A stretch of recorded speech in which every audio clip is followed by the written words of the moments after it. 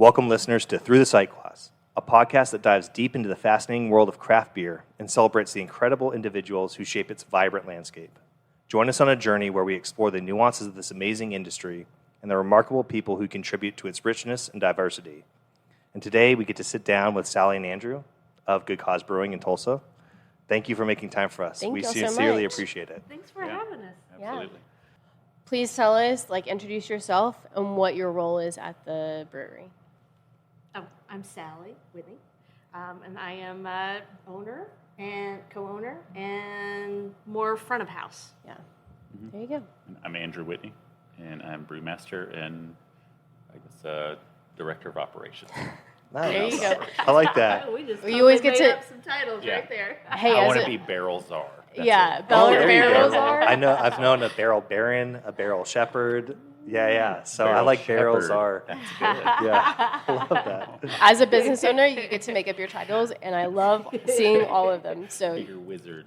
Exactly. Well, I think in the working industry too, it's if you do multiple other jobs, but you're only given a specific title, you've earned the right to call yourself other titles as well. yeah, So, yeah, Agreed. very nice.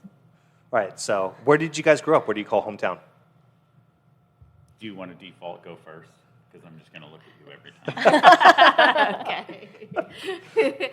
I actually grew up in Arkansas in a little town outside of Little Rock called Carlisle. Okay. Oh, I actually know Carlisle. I've driven through Carlisle. I mean, it is a gas station stop Yes. off of I-40. And there's nice. there's some really good strawberry shortcake nearby as well, right? Really? There's a diner. No, maybe not Carlisle. I mean, maybe. Sorry. I could see it. There's a restaurant called Nick's. I and think it's it is mostly that. catfish and barbecue. And I think they have good strawberry I could- strawberry shortcake. Yeah. I can see that. I have family that we grew up in Arkansas, so I drove. Yeah, in through Searcy. Searcy. Okay. Yeah. Yeah. Right on. There we go. There we go.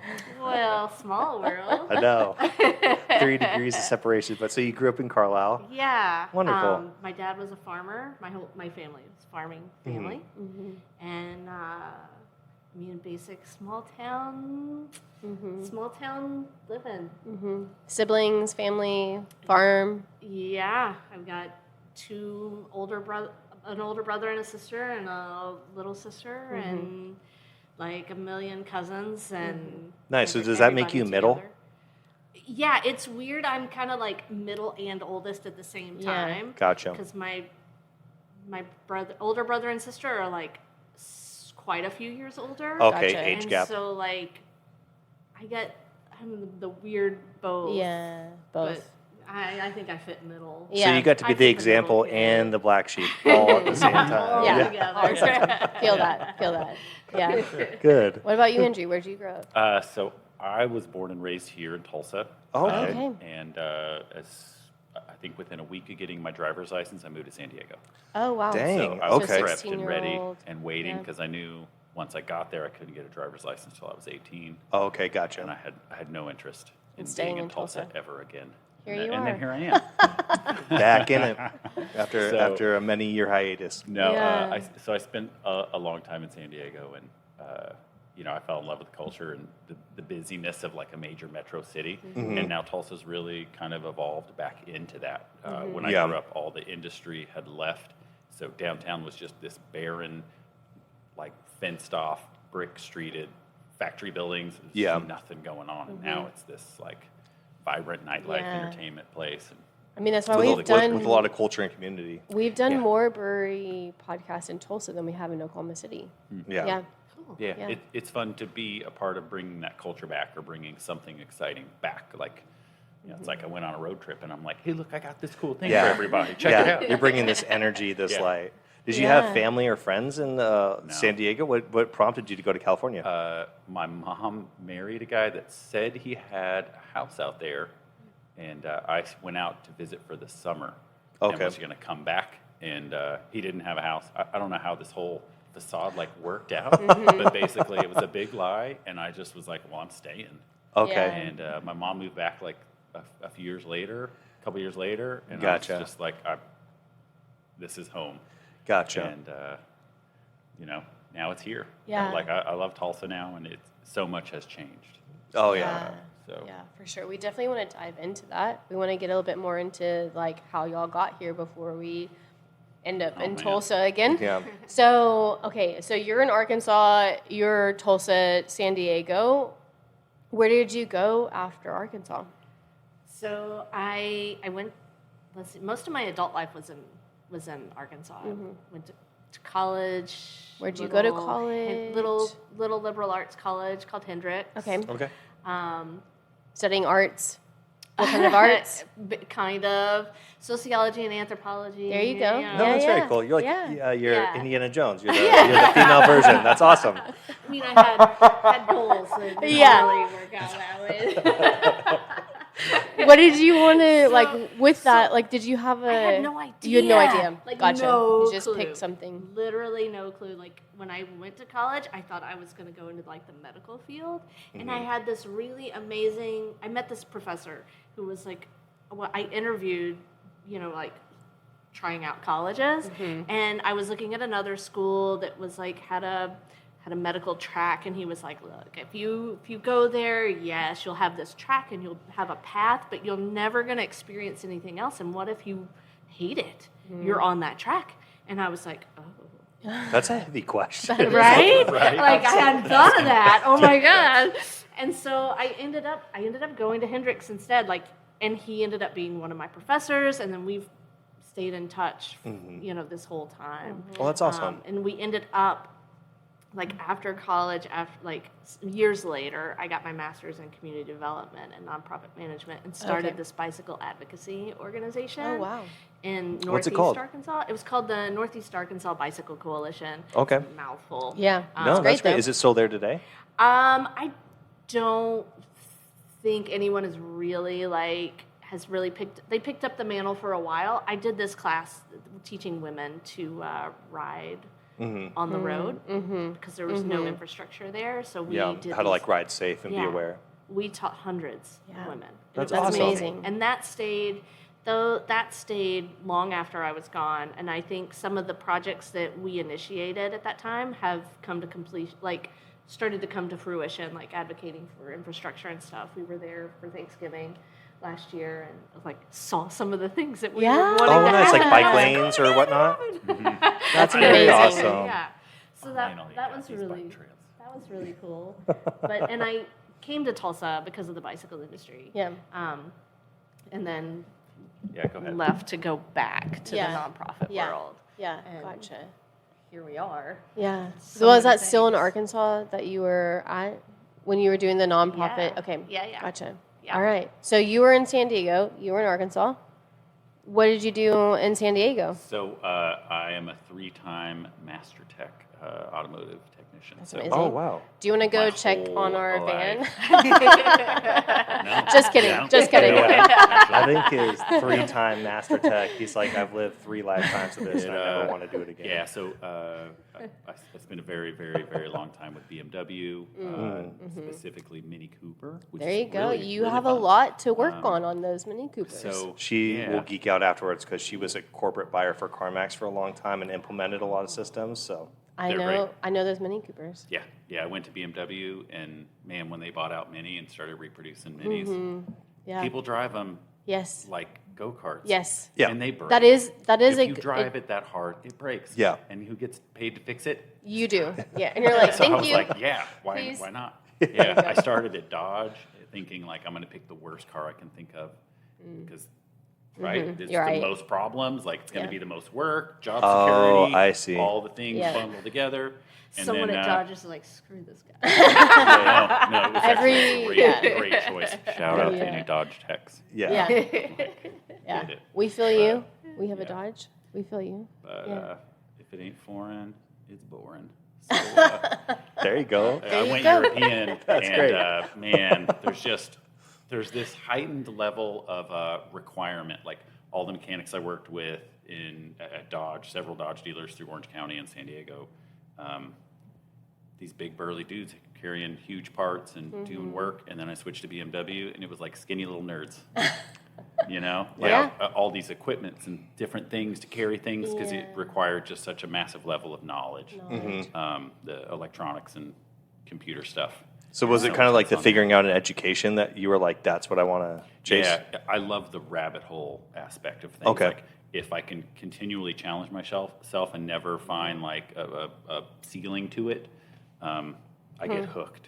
It's Nice. I like think you found a good industry ADHD then to thing. be in. Yeah, I fought learning how to brew for years. Like all the techs I worked with played hockey and brewed beer, and I played hockey, but I was like, nope, not going to brew beer. There's so many great breweries within walking distance of my apartment. Why would I need to learn how to do this? And they're like, why wouldn't you? Yeah. Like, don't you want to make a beer better than this? Do or another copy rabbit that? hole. Yeah. Yeah. And, It's like, why would I want to do the work when somebody else can just do it for me and I get to just drink the product? Yeah, yeah. I'll just focus on fixing cars, and then I'll just go drink the beer I want. Yeah. And it's kind of strange though, being here, having that past history where you could just walk in any liquor store, and the brewing industry's changed a lot in the last 12, 15 years. But being able to walk in any little bodega or liquor store and just find some like super special rare, barrel exactly, fermented, something farmhouse, and to just be there, and then you move here and there's nothing. Like KBS season comes and you're like, I got to get a liquor store that no one shops at to get a case of it so I can have some for like 3 months. Yeah, exactly. And So I want to hear about y'all's first experiences with beer or craft beer. What was that? I'm excited to hear Sally's. What sparked that idea? I mean, until I met Andrew, the only experience I had with beer was, Bud Light, Ultra, Nothing craft. terrible beers. Yeah. That just, all the macro stuff that's just Dad hands you to taste so you won't like beer. You won't like it. Oh, yeah. yeah. Yeah. Like, drink Especially- this heavy Budweiser. Sure, Yeah. you can have it. Busch Light. Terrible. Yeah. Yeah. Terrible. Yeah. And then I met Andrew, Yeah. and he handed me a saison. I think it was my saison. It was a saison. Oh, nice. And Did I y'all was- meet here in Tulsa or in We're California? getting Okay. ahead of ourselves. Okay, sorry. But yeah, he handed me a saison, and I had no idea that beer could taste like that. Oh, nice. Yeah. Yeah. Dry, And there it spicy. was. Oh, yeah. Well, and all the Phenolic. phenols. Yeah, Yeah. absolutely. That's actually, I think that's a brave jump. I wouldn't That is say a brave- jump by you, That but is a brave jump. yeah, a lot of people when I would say a lot of people when they get into beer, usually the phenols and esters, they're like, oh, it's like clovey, peppercorn, banana. Ugh, do not like that. But so that's awesome that you're like, ooh, I'm curious now. Yeah. I think it's a matter of if you like wine. Like I feel like I have like a process tree of getting people into beer, and we can get into that later. Yeah, I do want to get into It's that. kind of like the candy route or the wine Yeah, route. can you print it Yeah. off for us and we can? It's up here. I can totally. Yeah, For sure. it's that beer festival questionnaire. Yeah. Oh, yeah. That is At a beer good. fest, and they're like, "What?" It's either like, "What's your highest beer? What's your highest ABV?" Or Oh, "What do you got yeah. that's like ultra?" And then I'm like, "Do you like candy? Are you a candy person?" Yeah. And they're like, "Oh yeah, it's Oklahoma. Of course, we're all diabetic and obese, so Yeah. of course we Yeah. like candy. Like, do you like sour candy or like chocolate caramel?" And then you pick these routes, right? You're like, oh, okay, it's golden strong ale, toffee, Oh, I citrus love kinda that. Got it. characteristic, Okay, chocolate. you That's were super the first interesting. person because I got into beer because I liked coffee and chocolate. And so some of my first beers were dark. I had a Dunkel, I had a stout. That's how I Brown got ale. in. Yeah, brown Yeah. ales. That's how I got into craft beer. So it makes sense that candy. That's the first Maillard time I've heard reactions. about that. It's all about the Maillard reactions. No, yeah, Yeah. that's awesome. Very cool. So your craft beer experience, what was your first craft beer that you were like, oh, what's this? craft Or beer? beer. So Beer or craft- beer? Beer experience was like childhood. My dad drank Busch Light like crazy. Okay. And he was a fishing guide, still is. And he had a fishing show for a while. He's just obsessed with fishing. Okay. So we're always on the water, which means you have like Something. limited beverage choices. Yeah. And it was Dr. Pepper Oh. or Busch Light Yeah. Okay. or Lake Water. Oh, yeah. And you're like, I'm not drinking the I lake had- water. I have childhood trauma around Dr. Pepper. I hate Dr. Pepper. I work like quick little. I worked for Pepsi for about a year and a half making soda. Okay. I really wanted to learn how to master soda, and we do soda production here. Oh, nice. I thought that would be the next step in the market for beer, more NA stuff, and Yeah, shelf and you stability. kind of hit it for sure. And so For sure. I hated making Dr. Pepper. Yeah. Because it just, you have to smell it, taste it, do sensory Childhood panels. trauma. But I'm so sorry. Back to beer. Back to beer. Yeah, back to tried Busch beer. Light, was like, it's terrible. I found out later, no, it's just terrible. It's Yeah. not that beer is terrible. That beer specifically at that time was. But through like high school, like near the end of high school, Stone and shout out to Tommy from Lagunitas? No. Anyway, they were both in Lost Abbey? this Tommy auto River? park. Yeah. Okay, Yeah. gotcha. They were both in this tiny little automotive, like industrial little center. They're in Like, California? Yeah. Okay. Like a two-car garage door and Oh, a single that's door awesome. next to it, and they were all in there with like carpenters and very it cool. was Stone across from Lost Abbey, where Lost Abbey still is. If Yeah. you've been to Lost Abbey. I haven't. I mean, I've And- read a ton about Yeah. Tommy So, Arthur like- and Lost Abbey. So it was just like a thing that, everyone's like, Strike. oh, there's this place, you go over here and get some beers. And they had like pop-up plastic tables and like a shoebox for a register.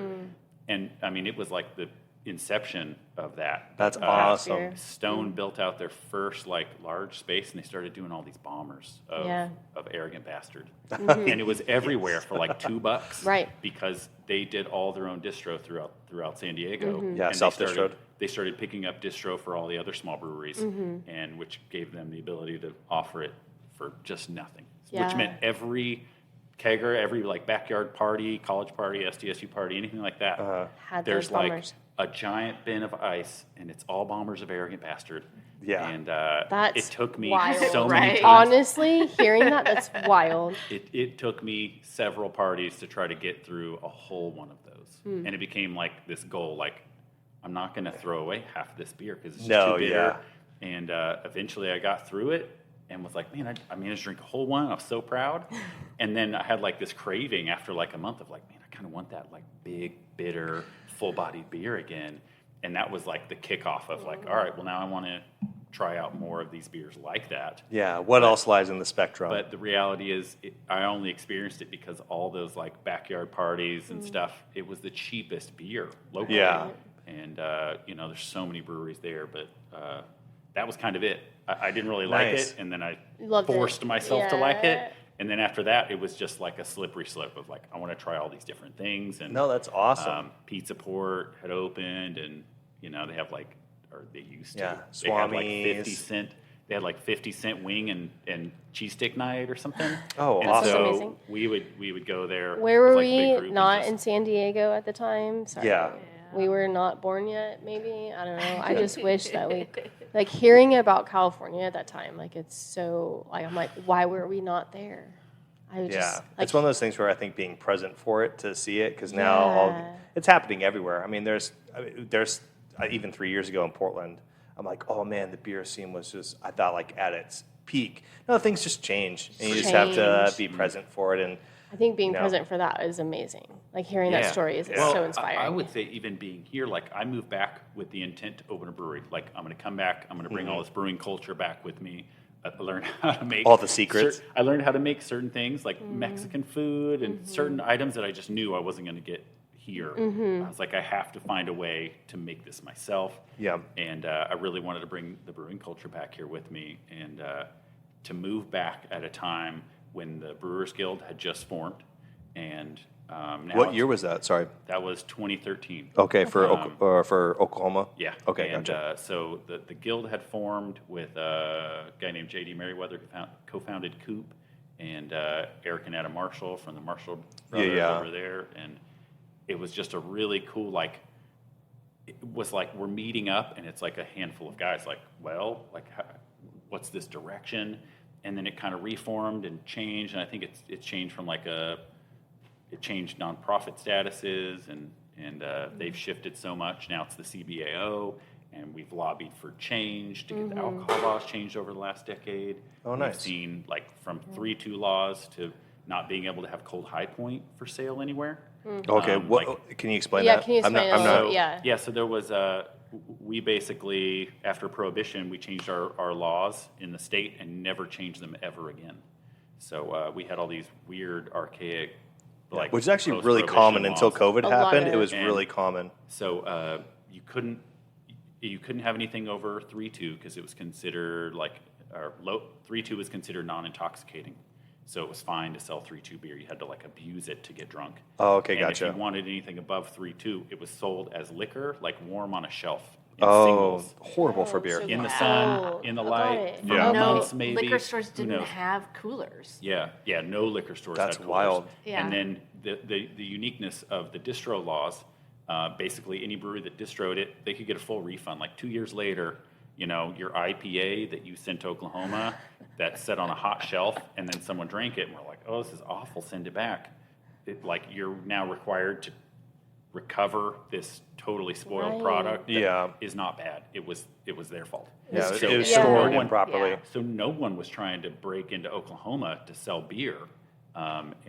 Because the laws were so bad. Yeah, so as they changed, breweries were able to do like tours, like Marshall's did Yeah. like a tour, and you got 3 samples of You beer. get samples, You get yeah. like 3 4-ounce samples, and that was the way you sold beer from There's your tap room. Oh, Definitely wow. other The states that only were like other that, way you yeah. could sell beer was to go through a distributor. Mm-hmm. So no matter what, you're giving up like 20 to 30% margin, Mm-hmm. Yeah. just so your beer can make it to market. Yeah, and then Just sit on 'cause a it's in a warm cold shelf. Warm Yeah. Yep. Yeah. It was a no-go. It was like not an issue that they had tried to deal with. Yeah. And so all those changes that happened, and then finally, they passed the law to allow High Point beer sales and cold beer, and then all these breweries just started blooming and popping up. And while it's been exciting to be there, I was able to brew at a couple different breweries before that, but I wanted this to be Yeah. existent then. We've been Yeah. trying and fighting for this for 4 years since the inception of Good Cause, but Yeah. years before that even.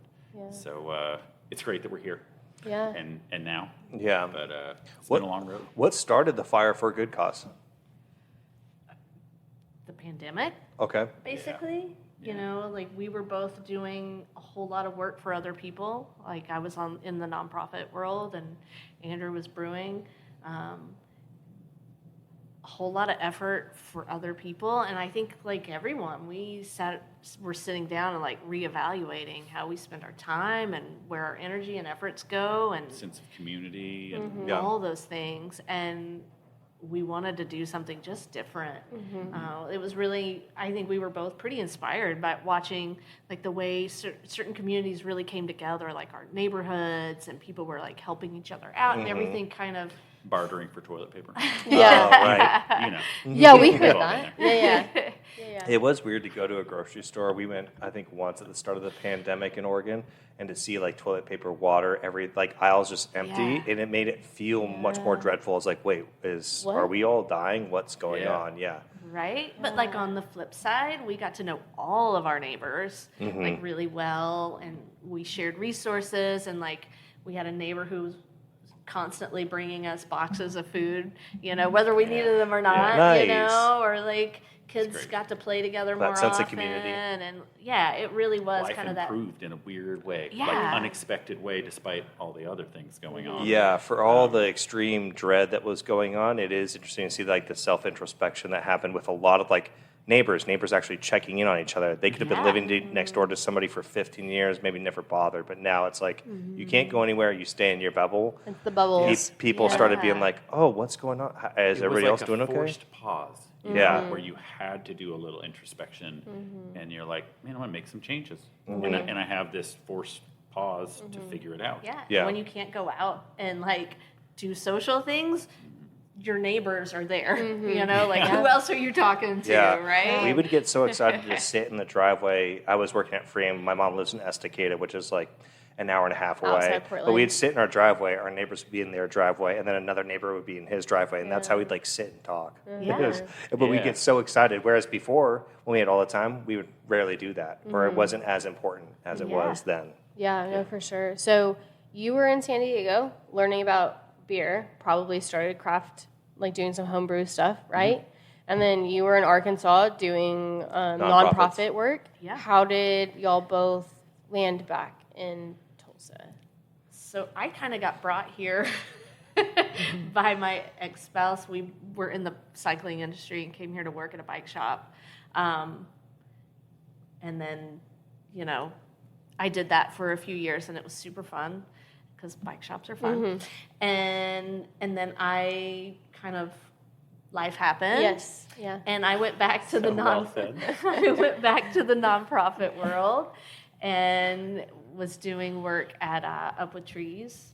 It's a local nonprofit that plants trees all over Tulsa. If you drive down the interstate, you see these big signs that they're wooden signs, and they say Up With Trees, and they've got a name. Like, we planted all those of trees. those trees. Oh, nice. Yeah, super fun job. Yeah. And I had that basically until the pandemic, and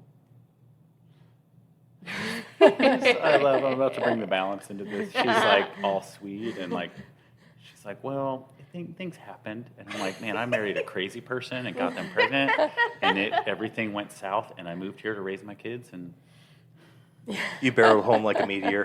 There you go. Nice. It's okay. No, so I really just, I tried to do, I'm a very analytical person. It's what probably made me a great mechanic and maybe a good brewer. But I actually, we checked out Seattle. I tried to move and was like, I don't want to raise kids in San Diego. I don't have any family there. So I was like, oh, I'll move back to Raise kids. super conservative family. And It all works so I raised out. kids here alone. Yeah. So met Sally, and man, it was kind of wild. I was kind of done like dating. It was like, I'm just going to be this single parent, raise my kids, and we'll figure things out. And me and Sally had a date, and just like instant connection. like I've known her immediate. for Oh, nice. lifetimes or something. We laughed Yeah. so hard. Our Yeah. first date, That's was great. ridiculous. I love that. Yeah. Very cool. And was it did y'all have beer? Like what? No. We met at a coffee shop, shop. Nice. near my office. Gotcha. Like There you across go. the Yeah. street She from didn't my want to put a office. whole lot of effort in. No, in case yeah. it She's went like, we'll see how wrong. this You know, goes. it was If a not, I Tin- can just scamper It on was a back to it. Tinder date, so you never know. You never know. Yeah, absolutely. Yeah. Want to be close where you know, like. Yeah, I was just trying to get off the app, and I was like, well, we did match. So I was like, all right, we're just going to close all these out and then just move on with Move our on. life. Yeah. And then, pow, Sally. Sally. And, man, I think our second date was like a 100-mile bike ride. It was something ridiculous. Like, Did you? this were one. you- Were you was into just- biking?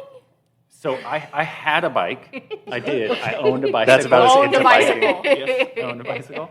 I was like, no, He's I like, did. I'll go on a bike ride with you. Yeah. I did. And I was- So in I had San one Diego, I was planned already. very, very physical. I did a lot of outdoor stuff, Yeah. climbing. And, I had a lot of friends that did triathlons. Gotcha. And so I tried like some of the Olympic ones. They're shorter, right? They're Right. faster. The sprints? They're funner. Sprints, Yeah. yeah. And so I meet Sally, and she's like, "Oh, I ride." Like, she's never gonna brag about herself. Like, I'll have to tell about all the amazing accomplishments that she's made. But she's like, "Oh, yeah, I ride a little bit, you Yeah. know." And then Just she like a shows little up, bicycle and I'm ride. like, "Your bike is worth twice as much as my car. Yeah. Am I gonna die?" No. She showed up in a van. She showed Yeah. up in like a '79 Dodge van. Okay. That's Yeah. like shag carpet in the Yeah, doors and Oh, side right. pipes. Creeper van. Yeah. Total creeper van. And I'm like, Yeah. she's the one. Yeah. As a mechanic, I'm like, I'm either going to get abducted or this is going to be a great great thing.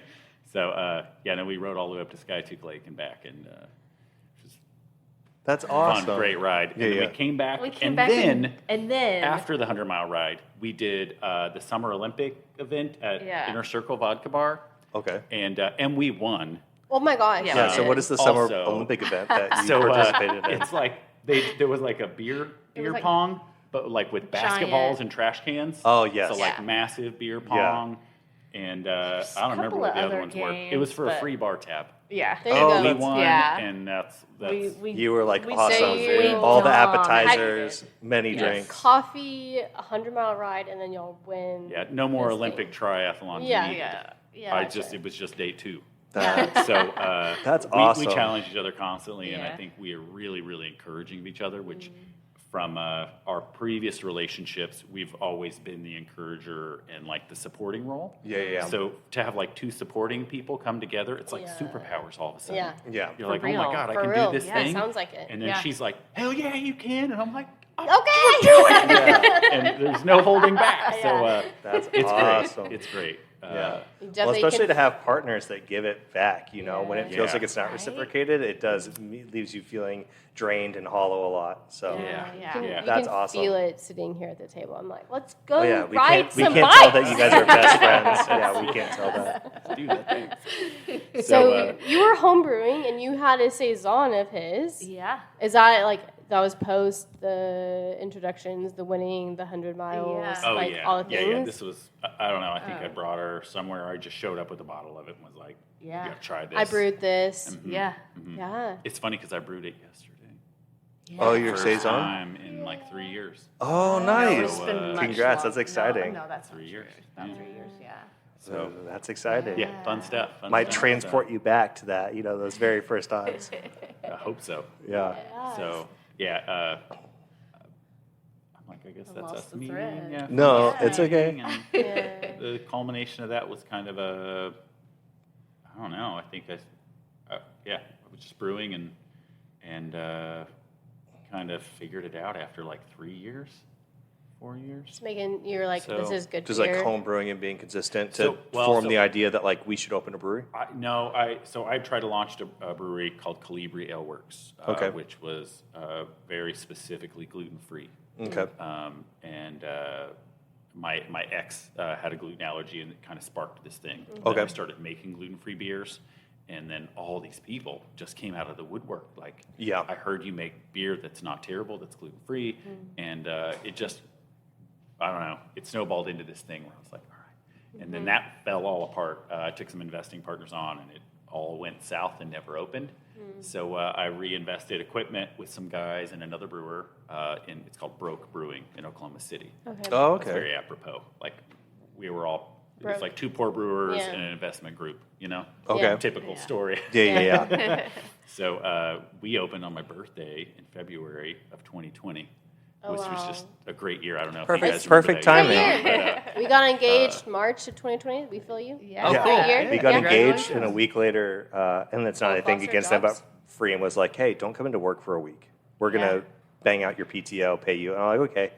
That happened, and then it was like, "Hey, so we don't know when we're gonna be open, so we're gonna, like lay you guys off. You guys do the unemployment." I was like, "Okay, cool." I was thinking like, "I'll be back at work in like 2-3 months." No, no. So nobody knew. So I was going down there brewing and canning and then bringing everything back. And luckily, the state had passed all these like emergency Right. orders and stuff. We could deliver, a brewery could deliver Yeah, to your beer, door, yeah. and- which was like, oh my God. So I was also running an automotive shop up here. So it was like my own little private shop to do stuff on the side when I wasn't Brewing. And so I was delivering from there. I just had a giant fridge, and it was like a warehouse or something. Like I'm transporting it and then distributing it here in Tulsa. Yeah. And we did that for months, and then it just reached a point where you're like, man, this is just not. Sustainable. This is not sustainable at Yeah. all. And I parted ways with them, and within like a month, met some guys opening a brewery in Jinx, and showed up, started teaching them how to brew, which is wild because typically you know how to make beer Yes. when you're When about you to open. open.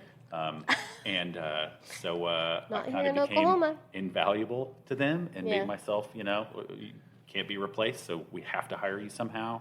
And part of our stipulation was being able to make good cause beer then. So Okay. Yeah, we to like opened not in- have like an NDA that you can do your own. yeah, so Good. we opened on my birthday in 21, and I was there a year and a half, and we broke ground here, and within a couple months we were We had had parted ways with the Cape.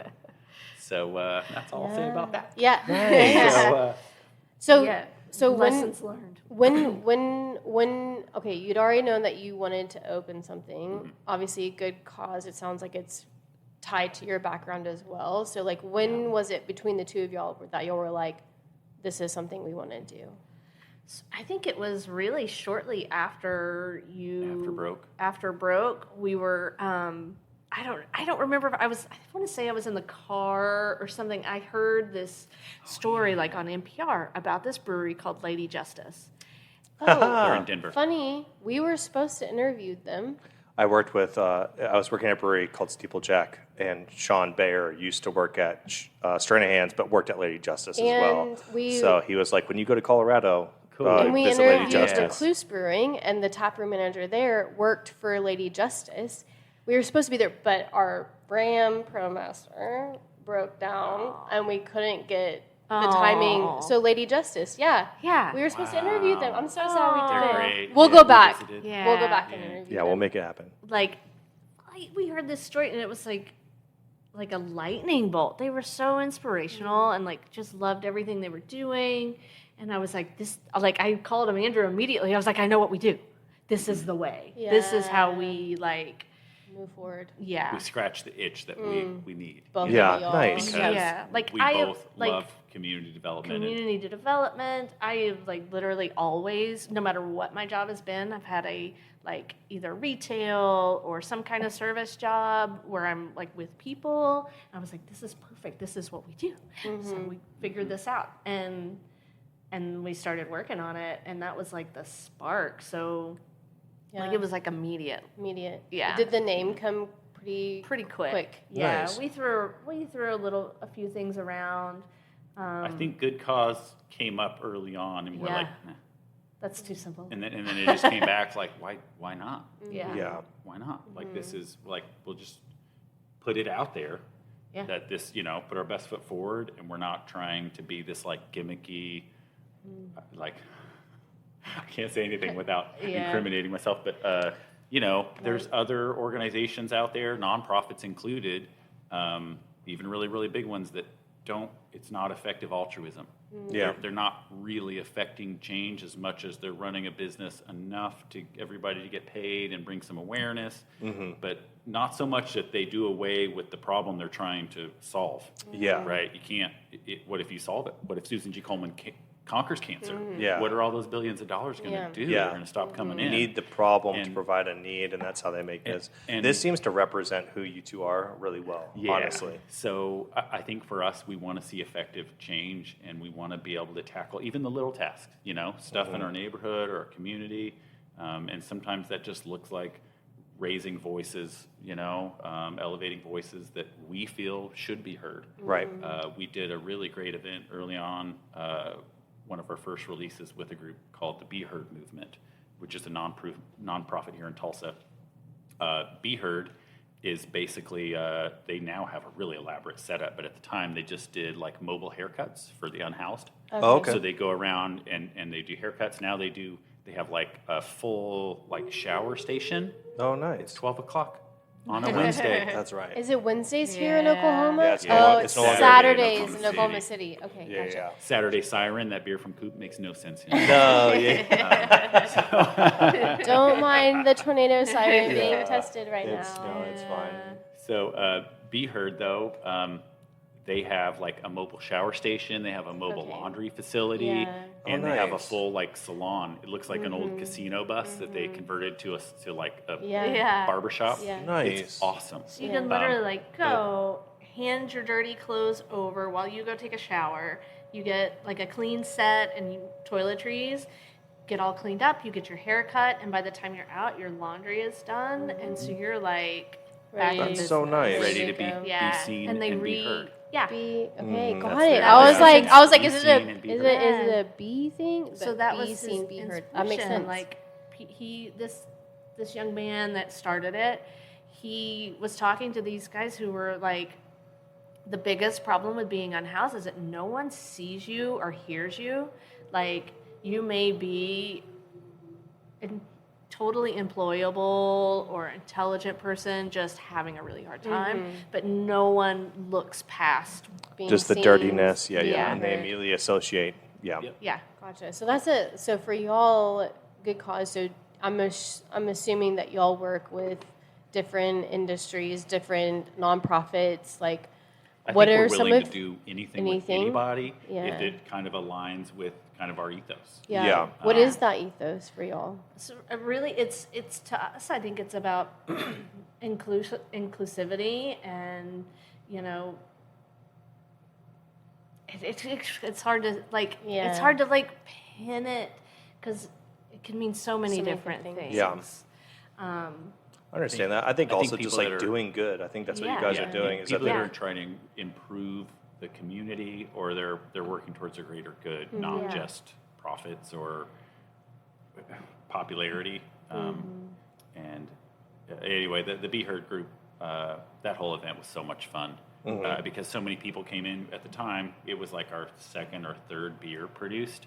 So like we have no money to be like, oh, we donated $500,000 to this charity. There was none of that. We did give a portion of sales, which he gave us a total amount of like how many showers and haircuts, whatever it paid for. Okay, gotcha. But, we were able to basically use our voice as a brewery to get everybody that came in for the release to bring in like socks and deodorant and just basic simple things you could donate where maybe they wouldn't have like donated $5 to the Be Heard if they had just come in, but being all part of the release and like tying it all together, you know, they got some good donations, and then we were able to give a little bit. You know, I mean, hopefully, you know, our goal is to be able to do more like a financial thing, but you know, unfortunately, right now we're kind of in this place where we like have our oxygen masks on, and we're trying to like gain our own consciousness and to save everyone else. So we're in this startup phase right now, which is tough, but I think we'll be able to do some really great stuff by the end of the year. Yeah. It can be really hard balance between the ambitions and what you want to do, and then what you like being analytical as well, being like, okay, but like this is what we need to keep the lights on, to keep everything running. That's a really hard sacrifice. My wife knows that because I'm a super passionate, ambitious person about this industry, and that was something I always did before. Was I gave every little bit to everybody.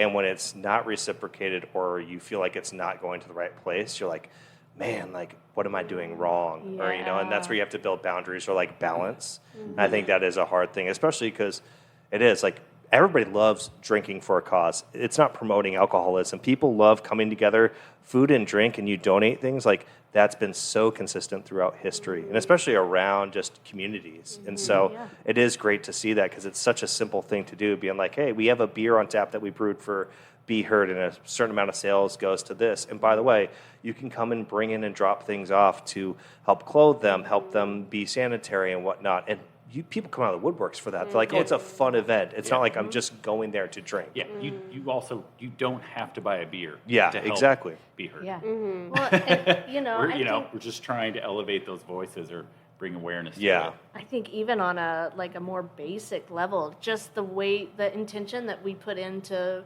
this specific location, and like choosing a neighborhood that's our neighborhood, and like the way we've built the brewery and the way everything is set up and run on our end of things has so much intention behind it that, you know, it's like, as far as we want to reflect what our neighbors want, and we want to be like this really like an anchor in the community, like a spot that people feels like home for people, and like really brings people together in the neighborhood. Just a good local community space. Yeah. Is that how did y'all land here in this location and like go from there? So you all had the idea of Good Cause, and then like landing here. How did that happen? So I mean, we looked at buildings all over Tulsa, and we tried to look in the like kind of in the Pearl district where all the other breweries are, you know, so we could be part of the scene, and it was just beyond our means.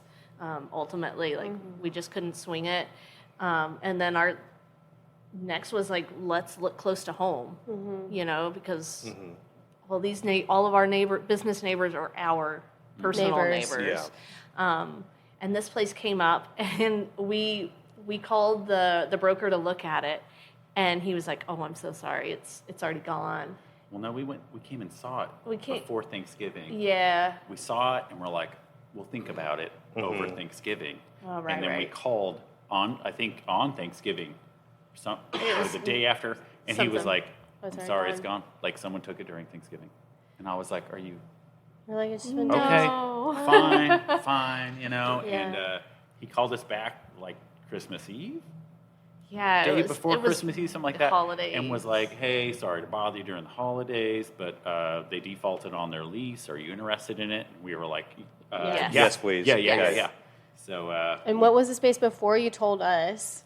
So it was a luxury windows and doors space, but the place that leased it for that short little interim was going to start a restaurant here. Some kind of club. It was real strange. Something. We came in, all the cubicles, like the offices were all still here, but they turned all the cubicles into like Booths? little, like a booth kind of thing. Interesting. But there were TVs.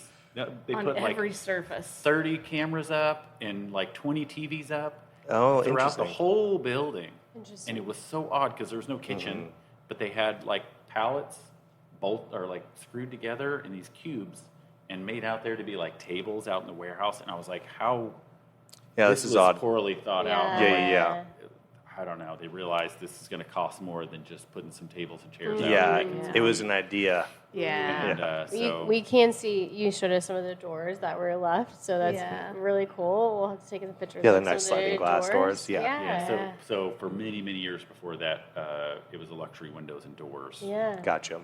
showroom, and it was a tile company. Historically, it was a tile company. Gotcha. Y'all have some nice tile behind Yeah, here. the tile work is good. Yeah. It's really Restore. good. It's Yeah. secondhand. Oh, okay, Yeah, nice. Okay. secondhand There you tile. go. Very And so cool. y'all, you told us before, but y'all built everything. Yeah, we Yeah. did. We I think the only things we bought new for this place are like light These fixtures and glassware. Okay. Hopefully some of the glassware. glassware. Of the glassware. Yeah. Yeah. Some of it was left over. I'm like, you can read your Yeah, pint yeah, glass there. We missed that pint day because Yeah. things We were happened. open. COVID. Yeah. But no, we repurposed as much as we possibly could. I mean, Yeah. like everything we got secondhand or used. Tables, the benches. Yeah, we made Yeah. all. So fun story. While we were gathering equipment, Sally's She was face. like, "Yeah, this If is you fun." could hear Sally's face. Super fun. It was so story. fun. I love this story. It was so fun. That's the way stories go when they were really terrible in the moment. Yeah. And then after you're like, oh yeah, you tell it. Yeah. Yeah. You get to laugh because you're not in pain You're not there anymore. anymore. Yeah. Yeah. So You were sourcing I equipment. was sourcing equipment and buying a bunch of equipment from different brewery auctions. So Yeah. a lot of breweries closed through the pandemic, but they didn't actually get to the point of liquidating assets until 22, 23. And A couple years later. So we bought a whole bunch of equipment from a brewery called Almanac in San Jose. Oh, yeah. And basically, I was going through the auctions, and each auction ended like 15 minutes, succession. And so I'm losing stuff and getting outbid, and typical typical bid stuff, auction stuff. And so I skip ahead, and I'm like, all right, well, all these auctions aren't ending for like 2 hours, so I'll just go up and see what's there. And I found all these different lots of barrels and barrel racks, and so it's like, all right, I'll bid on like 7 different lots of barrel racks. And you're thinking you might get like 2 or 3 of them or something? Maybe one, right? Because as it's going now, Yeah. everybody's bidding me up where you're like, that's new price, or like, I could find that locally for that. Yeah. Plus shipping, it's not worth it. Yeah, I'm yeah. going to bow out. So I'm like, whatever, going to bed. I wake up to 7 emails that are like, congratulations, you won all 7 lots. And so I'm like, all right, well, how many barrel racks is that? It's 208. Nice. Just to be clear, 208 An entire Barrel racks. semi truck full. That's awesome. of nothing but barrel racks. That's awesome. So, no, it's not. That's Do you know we're what s- shipping that's what we're is? sitting Oh, on right. currently I could- as the barrel Yeah. racks. So- It's not cheap. We great. did the shipping and stuff at Freem for like the bottles and cans, and Yeah. they would only order by a Sitting full on the semi barrel truckload. They would never racks. buy That's great. a half or Yeah, whatnot. that's So I can only imagine that really stung you. Could have bought a car. But Yeah. it's great to sit on, and it's really good for this table. Yeah. Yeah. So Like, we have bar support, like Bar our support? bar supports, our front door handle. yeah, the door coming in. If you notice, the door handle coming in is a barrel rack. Yes, I did. Modified Yeah, barrel rack. it's I painted didn't, black. but now that I So- think about it, I can see that. Yeah. yeah. Our walk-in cooler. It was kind of the culmination of 3 previous brewery builds. I wanted something I could drive a forklift in and have pallet racks inside, and I wanted a door that was easily opened.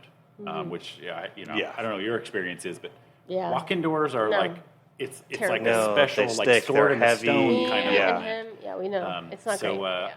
It's like a big barn door, and it's all made out of barrel racks. So all the framing is just chopped up. Like That's I need awesome. some steel, and I'm like, hey, Here's barrel steel, racks. barrel racks. So yeah. yeah, There so you go. In the other room, I have a couch frame that I'm making for this couch that's made out of some really great powder-coated top-coat barrel racks. I love There you this. go.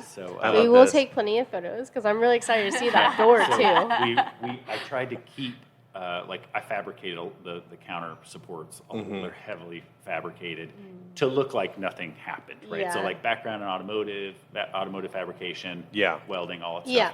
Comes in handy. Right. And so it just looks like they're just shoved under there, but they've been like extended and modified. Yeah. And then painted back to match. But I kept the little almanac stencils and the date stamps from Topco. I like masked over them. Oh, nice. To protect them during all the fabrication steps. So we You can have an see 'em? almanac barrel rack I love back there that. from like That 2016 is or pretty 2017. That's cool. awesome. That is, So- hey, reduce, reuse, recycle, and that's amazing. The fact that you like your skill set before you went into brewing and like owning a brewery yourself, you were able to then build your brewery. I bet it y'all's wasn't in your brewery. game plan to build Not, tables and everything in but your brewery still. out It of really 208 barrel No, not racks. initially. Yeah. No. No, not initially. This is lemonade. Is what this is. Yeah. You call this There you lemonade. go. Lemonade. I like So, that.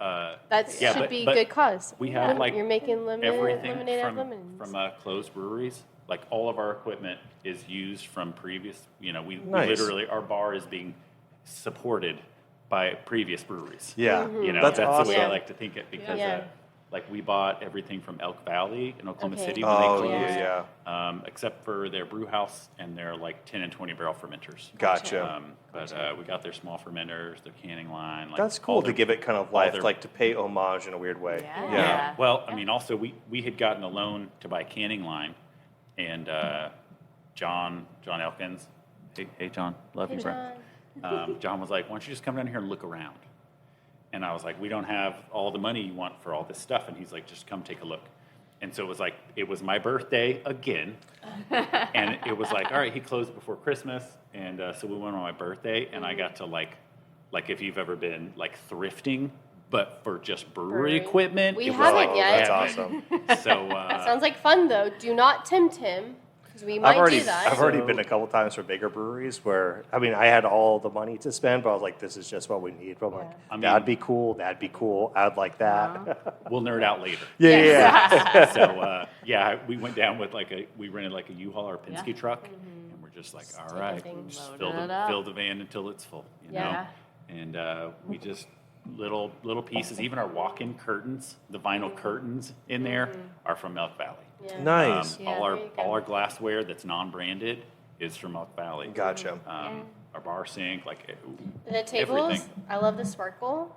Did y'all add that? Oh yeah, Oh, yeah. yeah. So it's funny. There's a progression through the tables because we just did like one at a time with epoxy, and so the first one, which may be this one or that one, I was like, I'll put a little glitter in there, A little glitter. and then the next one I was like, little Little more, more. Little glitter. more. And then by the time we got to like the countertops, I was like, all the glitter, it's not enough glitter. And then I That's just awesome. added more and more, and then I was like, I still wish I'd added more. Yeah. But I love it. the mood It is in here perfect. with these big bright lights off, everything's like sparkly, and Yeah. it just has this good vibe. Yeah. And I think we try to just build everything out in a very practical way. Like, Yeah. if this furniture can make it a year. Cool. Thank No. God, right? Because it just gets destroyed. You guys So- have done super well with the space. It is super inviting. It is It's comfortable. very inviting. This is not like a judgment, but when we pulled up and we saw the Right. sign, and I was like, It looks I wonder what the space pretty inside looks lame. like. Yeah. It's a Looks budgetary pretty lame right restraint. now. no, As, but it's understandable. But that's the thing is we've been to Yeah. plenty of places where we're just like, that looks gross, but then we go inside and we're like, this is amazing. So, and it just helps deconstruct that preconceived notion of like how it looks nice outside versus inside. Because we've also been places where the outside's like, this is gorgeous and And then you go immaculate. in and And you you're go in and you like, try the no. food and the beer and you're like, this Yeah. is not great. Not great. Yeah. So, Was So- it Rogue? Was it Rogue I mean, in Washington? yes, Rogue's in Oregon, but yeah, which is always Yeah. funny because my roommates. The one in the harbor? I did work in Astoria. I worked at Fort George, and there is a Yeah. Rogue Public House down there. There's a Republic House in there. Yeah, but Anyways. yes. I won't say anything more. I won't say anything more. No, yeah, it's talk it's later. no, it's okay. Yeah, I'll tell all those stories. I have plenty of fun ones. We have great stories, but it is to be able to like come in and like such a great place that you want to like.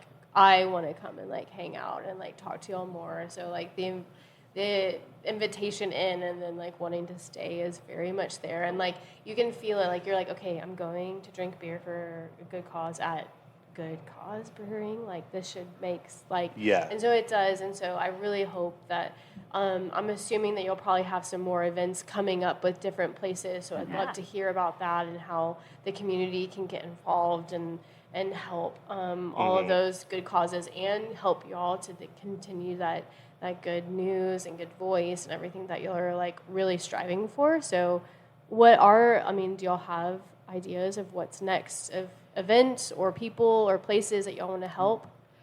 You want to talk about upcoming events?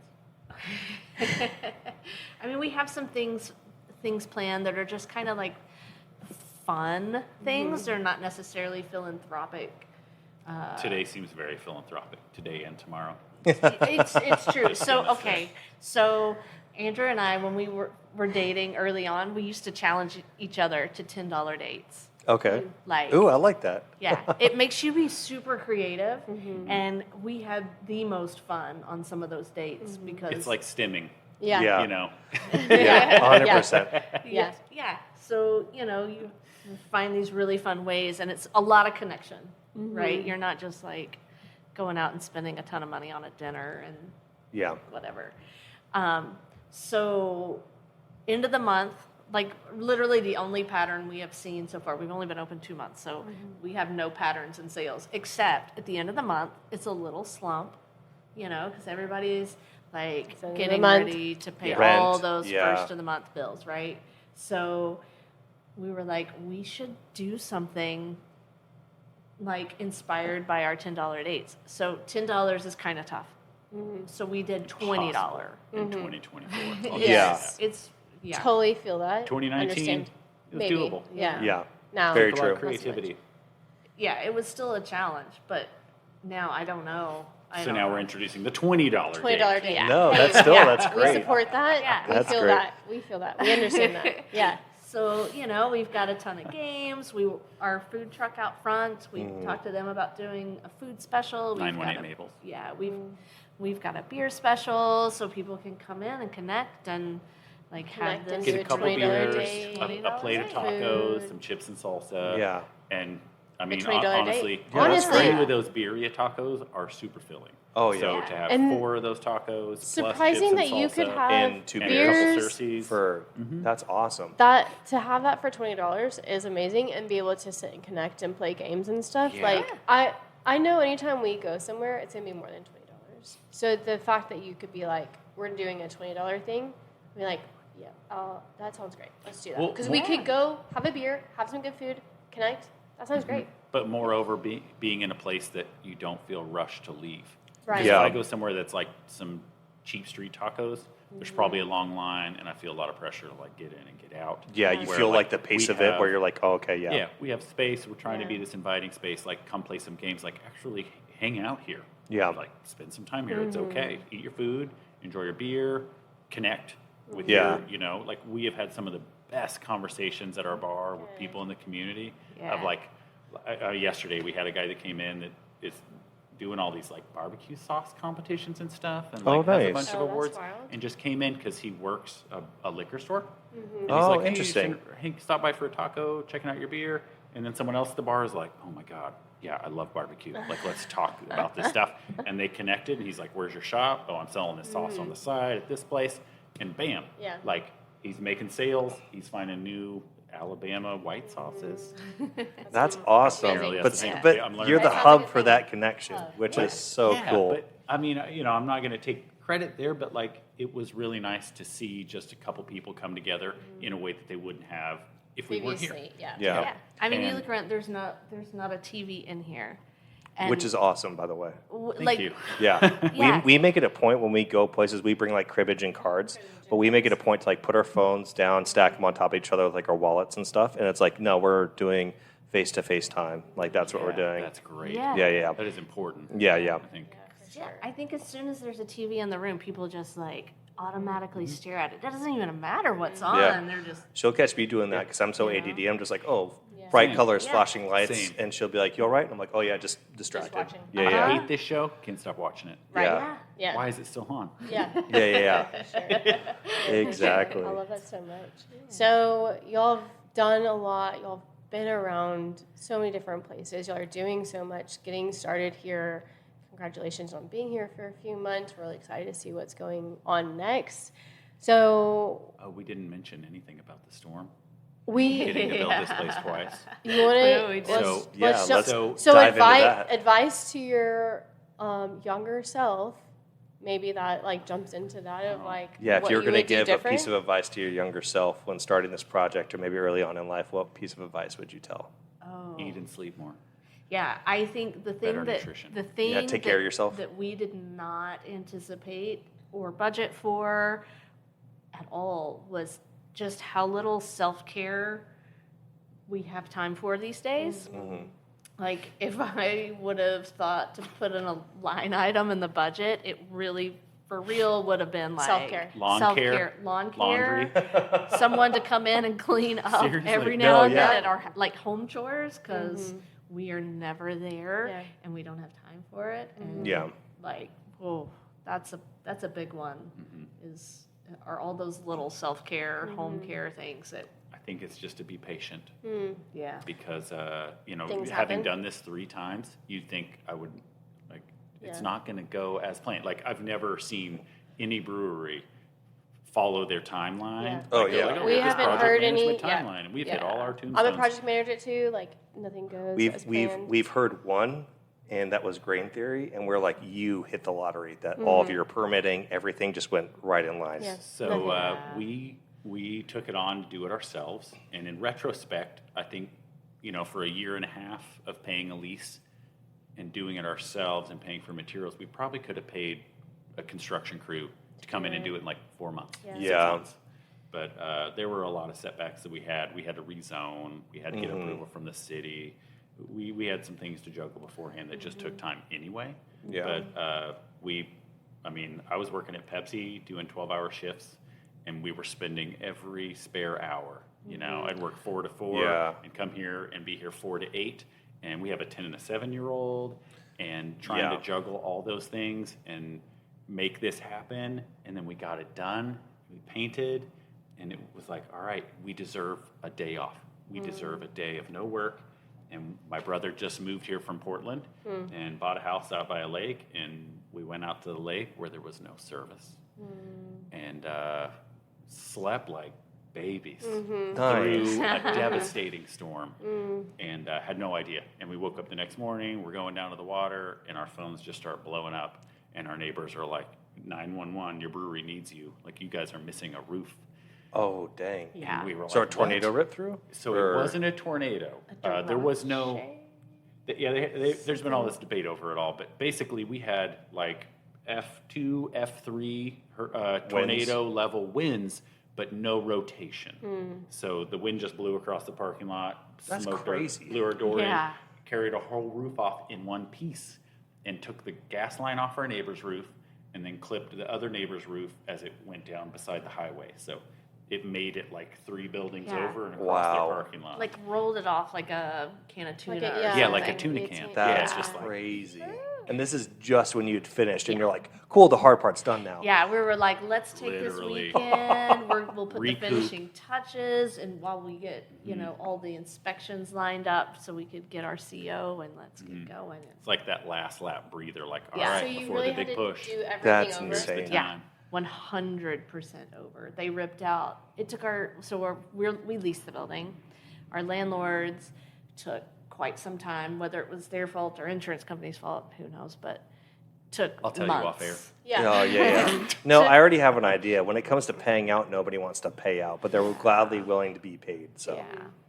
So it took 3 months to get any sort of covering over the roof, which meant everything just got soggy and mildewy. And Oh, And then So- they wrapped it up in like saran wrap, basically. Awesome. So it So they just made like a turned black greenhouse. mold. Yeah, yeah. Everything became black mold and Wow. fuzzy, and it was awful. But luckily, we had just, a couple months before, we'd done all this plumbing, and we got floor drains everywhere. Having been at 2 previous breweries, I was like, everything slopes to drains. Yep. There's floor drains in our bathrooms with a slope to the There you drain. go. Yeah. To the drain, not You're the wall. best. You're Not the the best. wall. Not the wall or the door. It goes to the drain. You're the best. It's a first. Yeah. So we have floor drains all over the building, in the walk-in cooler, throughout the brew house, behind the bar. And that mitigated so much moisture. Like Yeah, it to just helped go keep into the it drain dry. and not sit stagnant. Yeah, Yeah. there That's wasn't really awesome. not any wet floor space, which was great. But yeah, they gutted everything. They still had to take out every like porous surface of wood, drywall. All the electrical had to come out. Yeah. All the HVAC had to come out. Yeah, our panel got rained on for months. Yeah. So we got a brand New new panel. panel. Oh, yeah. Everything all the way out to Right. the pole is all Wow. new. Every single inch of wire, all our HVAC Well, hey, that's great. system. Yeah. So, Bad, but yeah. Yeah. Yeah. yeah. So it was pretty fantastic. I'm glad y'all made it through.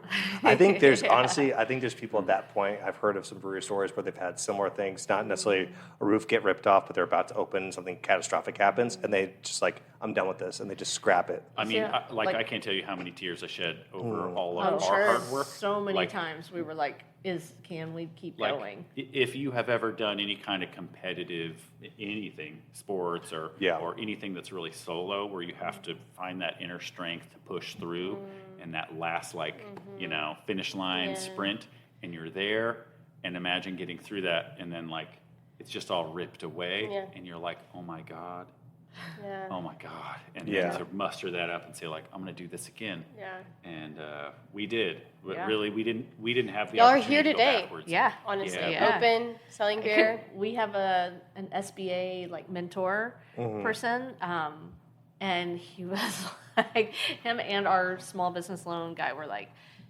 you guys should write a book about how to pivot and be resilient and all the things. We had an attorney that was like, well, the first thing you do when you find yourself digging a hole is to stop digging.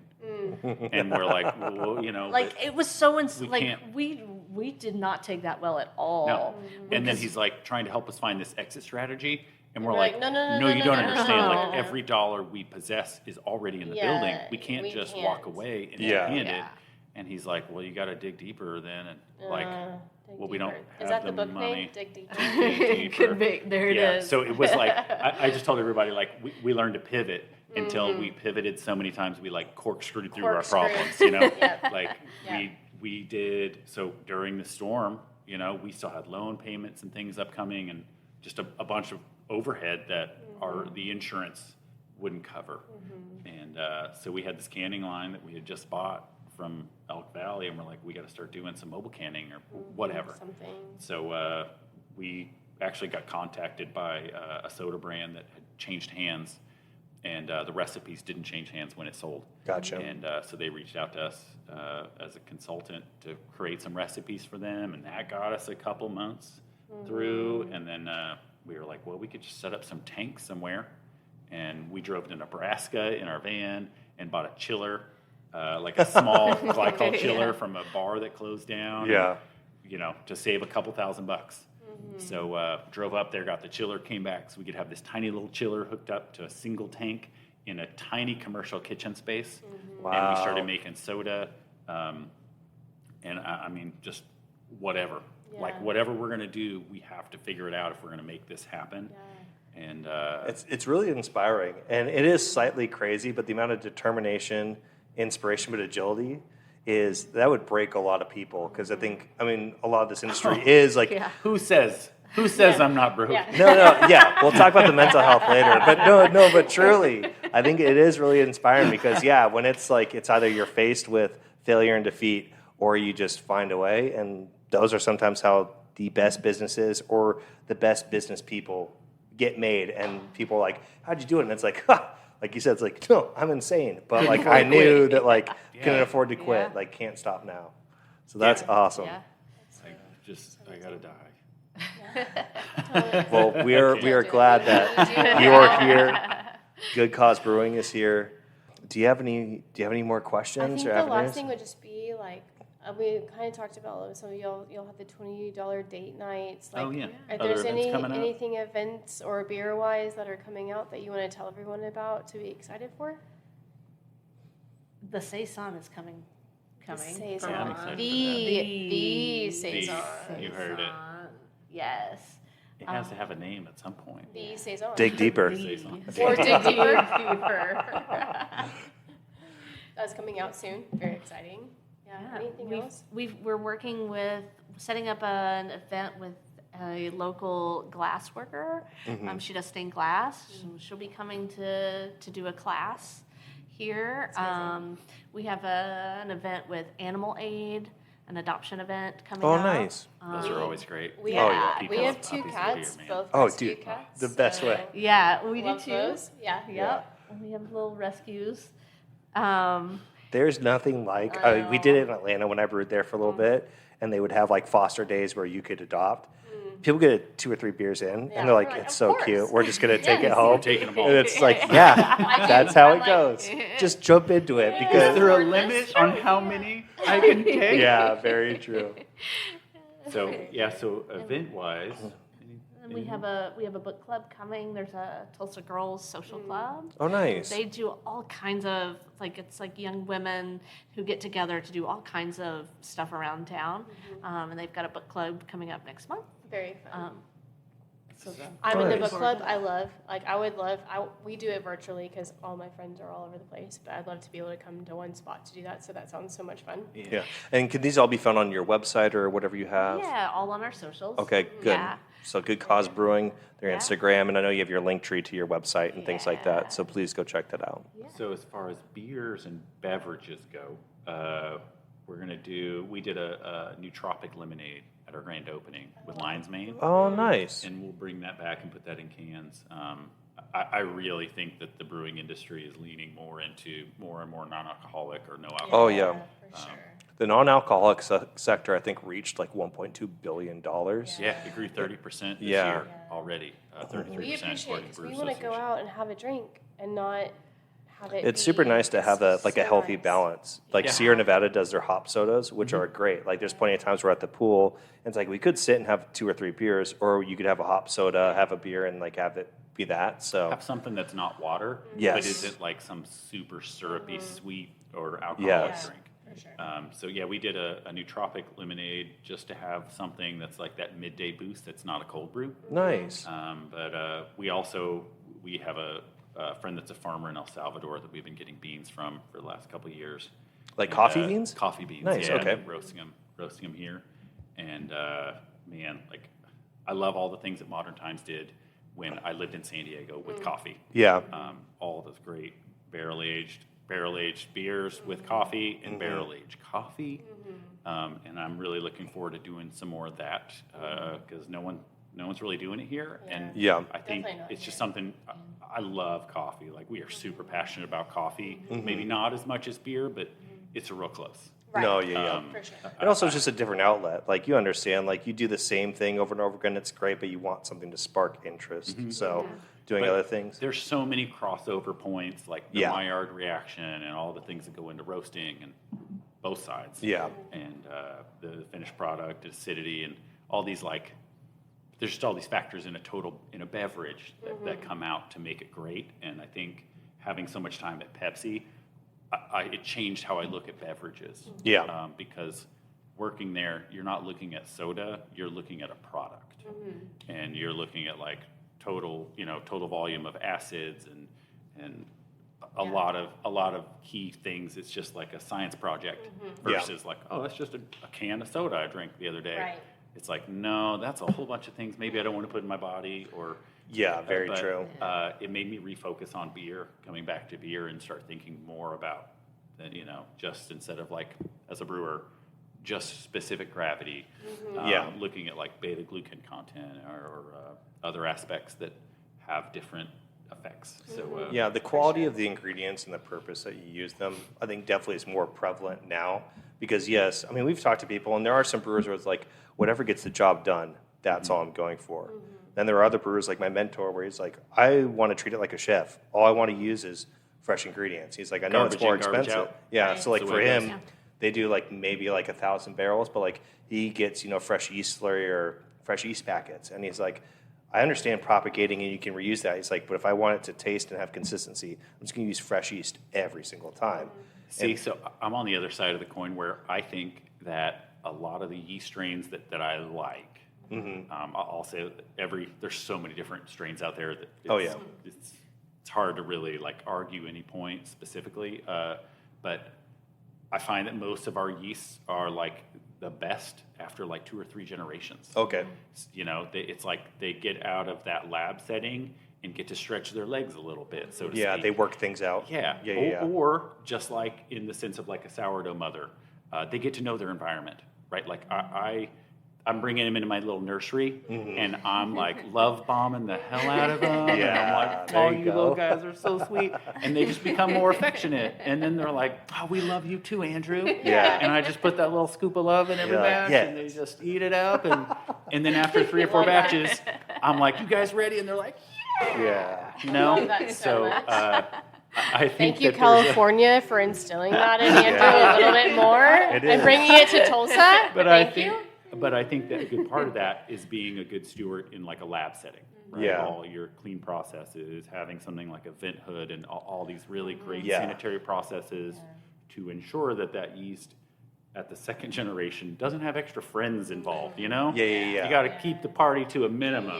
Yeah. You know? Very true. For sure. So- Love that so much. And just like hearing the process and things that y'all are both willing to put into this place and the products that y'all are producing and the events that you're having, like the heart is there.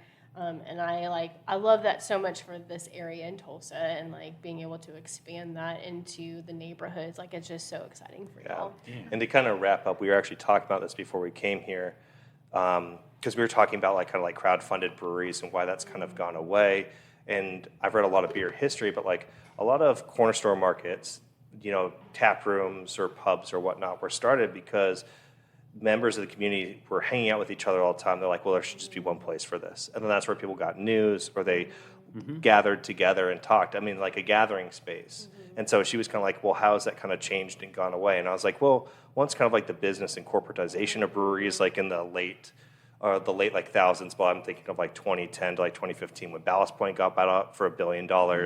AB InBev was just scooping up craft breweries.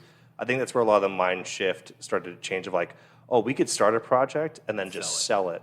And I was like, the benefit of like a community-based hub is because it is so and like intimately tied to everything around them. And then that's what we've seen during COVID. I mean, Modern Times closed like 4 of their locations and like we're focusing only on this one. And we know that because Portland had a Modern Times location. But that wasn't just Modern Times. It was a plethora of breweries that started to see that the local community around them was actually still what was like their main source of income. And everything else was kind of like dying, frailed arms. And just like, we're going to refocus back on this. Yeah. And I think that's super important because it's not just, oh, it's good for business. It's good for people. Like it's good for people to be aware, to have business leaders and owners and inspirations like you to be like, this was something I would have never been aware of or been interested in, but like to be heard. It's like, that is important. And we should treat people like that. They're humans, you know, and like that's a big stewardship aspect that I think before breweries used to do as like a sales point. And I've worked for production breweries that have definitely done that where it's like, oh yeah, we support this. And then as soon as the month turns over, it's like, okay, we're done with that. You know, so it really is inspiring. And that's why we wanted to come talk to you. So we super appreciate it. I know we're gonna end this podcast and we're gonna continue to talk as we walk around and take photos. Can I talk about our terpene sodas? Yes. We definitely can. Absolutely. So, all right, so we're wrapping it up. What else did you have to say? We were going to talk about the sodas. Yeah, Some the of new tropic that we sodas. made. Yeah. So we're doing this new tropic lemonade for our own brand for Good Cause. Okay. But we also produce some terpene sodas for Social Bison. Oh, so okay. It's CO2 extracted, like supercritical CO2 extracted terpenes. Okay. So it's like cold distilled. If you know much about like whiskey distillation, A little bit. at different temperatures. Different alcohols burn off and things like that. Well, in the cannabis world, they pressurize this closed chamber with CO2 and recirculate it. And they make it colder and colder and up the pressure.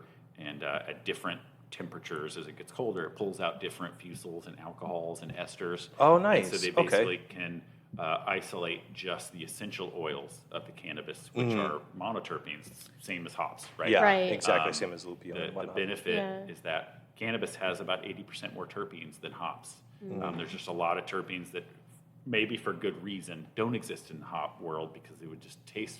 You don't want diesel or like GMO hops. Skunky. So there's certain elements that are there. So it's like almost like a waste product for this extract company. They make all these like THC vape carts and stuff, and the essential oils they pull out, the terpenes they pull out, they dose small batches back in because otherwise it's too overpowering. Okay. And so they have all this extra. It's like a byproduct. Overage, Yeah, it's like sludge or trash to them, which for us it's what we would know as like hop oil or like cryo, anything like that. It's pretty much the same. So that's the stuff. company. What is the company? So Bison Extracts. So we take those terpenes and then we blend it with like fresh fruit and like all real ingredients and agave. Oh, nice. And make a soda that's it's THC CBD free, but it has that like It utilizes that product. terpene. That's awesome. You have that like Interesting. weed like Essence. aroma. Yeah, it tastes like you're drinking an edible of some kind. That's awesome. Interesting. I mean, definitely- obviously, coming from the West Coast, West we are Coast. Yeah. weed friendly and Familiar. been exposed to a bunch of different of those like aromas and flavors. So that There is like a culminating effect from all those terpenes. Okay. You know, just like lupulin is soothing and calming, Yeah. right? It's a sedative. So in the same way, like linalool or lavender Right. is like a soothing, right? You want to like diffuse it, you know, Oh, when you're having a interesting. stressful day. Nice. So we do a lemon and lavender soda that has a ton of linalool in it, and it's calming. Yeah. Right? We do Very like a cool. strawberry That sounds lime so jalapeno interesting, that's 'cause it's more not- uplifting and energizing. So not- you it- guys do it, but it's Social Bison is the brand. Yes, they're brand. Okay, Yeah, gotcha. We created all the recipes and make it all in house. Right. Awesome. Well, we'll definitely have to pick up And some it's not Social Bison. CBD. then. It doesn't have CBD Or THC. Right. but No. it has the lupulin. Yeah, it has. Yeah. Well, it has. Is that what y'all It has say? terpenes. The terpenes. Sorry, the It has terpenes. effects similar to lupulin. So which it'd be will like do- drinking chamomile tea. Yeah. It's- Yeah. Yeah. Yeah. Sorry. That was No, great. you're okay. This is for all those churchgoers where they're like, "Am I going to get high from this?" No, you're not going to get high from this. Well, I mean, No. that's the thing. Like, you know, just like my High family on is from life. the South. Yeah. Like, it's just there's different types of things that they'll get into, and I think that's such a good segue for here, Yeah. in Tulsa and then in Oklahoma itself. Of I having think it's an those. alternative It's to very- having an NA beer. Yeah. It's That just something is. else other than soda. You're like, well, this is nice, and it's something to have at the bar with Yeah. someone else that you're like, oh, this is good. Exactly. It's like a you don't jalapeno feel margarita. bad that you're not ordering like a Yes. alcoholic beverage. Yeah. It's a lot like just having a cocktail. Yeah, we It's have a like mimosa. it's like a mocktail. They're pretty. but it's soda. Yeah, I love our, that Our mimosa so much. flavor is probably one of the most popular, but Oh, nice. it has all that champagne must that you just want in a mimosa, but then all that like Love it. orange juice and You just want the fresh spritz orange of the orange. characteristic. Yeah, I Nice. do love that. I mean, we've talked about it. I mean, there's a lot of places who are doing more and more non-alcoholic options other than an NA beer or an NA or like a soda. Yeah. Like it's so nice to like. There's so like having kind of a mocktail-ish kind of thing. Like it's Yeah, because just people want to feel that same experience. Yes, you know. they do want that without the alcoholic effect. We and talked so with that it's so great. at Nothing's Left. It's Lacey's sister. I have Goldfish doesn't- Brain. I'm pretty sure her name is Abby, but she doesn't Yeah, drink. Abby. But she's like, I like going out and like Nice. having the experience with friends. So she's like, so ordering a nice mocktail, like I feel like I'm involved, even though I'm not like, it's a social drink. yeah, Social drink for sure. So- yeah, so love that. I'm excited to try it because I've yeah. we've Social never, Bison.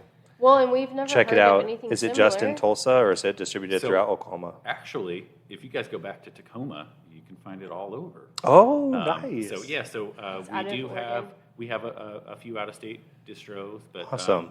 we're working on it. Yeah. We're working No, on yeah. Conquering the Pacific Northwest in Colorado, DC, Houston There you go. areas, just to get it out where we think it's going to sell. Nice. Okay. Because Oklahoma is not necessarily like the forefront of the cannabis beverage, Yeah. industry. Yeah, It's we feel probably that. Colorado or Colorado, Yeah. Colorado, Pacific Washington, Northwest. Oregon, Yeah. California. California, yeah, for sure. We'll love that, and so excited for y'all to experience that and like be the forefront for that. Like that's so exciting that y'all have to be a part of that. another good cause. Yeah. Having people be able to experience and be out with friends without having the effects of things that they don't want. So totally great. Yeah, love that so much. So excited for what y'all are doing here. Yeah, this is awesome. It's just another good cause for us. It's another Yeah. good cause. Absolutely. Tulsa needs it. The world needs it. Thank you for spreading that within your community. We appreciate it so much, and we're glad Thank to you be for a giving part us of time. it. Mhm. And again, we're all going to hang out and I'm talk so after glad you guys this. showed up. Yeah. It's funner than just opening up the bar alone. No, yeah. We have each other and we have a great time. No, yeah. You know, Same. just We're share it. married. We Yeah. understand. Working Married, with your lived in a van, significant. living in a van going on 4+ years right now. So we understand having fun with your partner. Jealous. Yeah. August 1st will be our 4-year anniversary. Yeah. Nice. We have a van. We also have a van, but We haven't lived in it. No. We've done some extended trips, but we haven't Yeah. lived in it. Yeah. It is different, Yeah. but we love it, and we would love to talk to y'all more about it and all the Yeah. things that we're doing. And our cats, I'm sure we can talk about. Yeah, we didn't bring them today. They are our 2 quality specialists. We have Yeah, quality control specialist. Echo's our quality. She's the one we've had the longest, and then we just got Ollie, and he is the assistant to the quality control. If you know the Yeah, office. a little office joke. A little for you. office joke. The assistant Yeah. too. Yeah, for sure. But apprentice. Yeah. apprentice, yeah. Anyways, thank y'all so much. We'll take some photos and get this out for y'all's community and everything, and we're just so excited to share y'all's news and everything that y'all are doing. Yeah. So Thank you. Thank y'all. thank you. Cheers. Cheers. Cheers.